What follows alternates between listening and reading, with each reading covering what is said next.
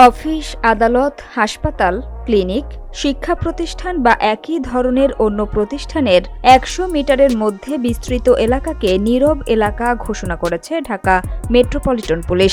নতুন নিয়ম অনুযায়ী এসব নীরব এলাকায় হর্ন বাজানো শাস্তিযোগ্য অপরাধ হিসেবে গণ্য হবে, যার জন্য ১০,০০০ টাকা পর্যন্ত জরিমানা অথবা ৩ মাসের কারাদণ্ড হবে।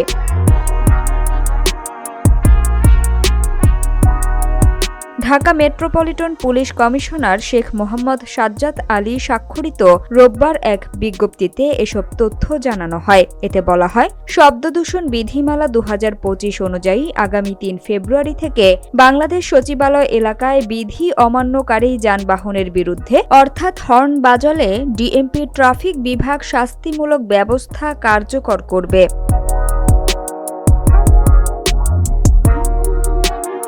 এতে আরও জানানো হয়, শব্দ দূষণ কমাতে সব সরকারি ও বেসরকারি গাড়ি চালককে শব্দদূষণ বিধিমালা ২০২৫ অনুসরণপূর্বক বাংলাদেশ সচিবালয় এলাকায় হর্ন না বাজানোর জন্য বিশেষভাবে অনুরোধ করা হয়েছে।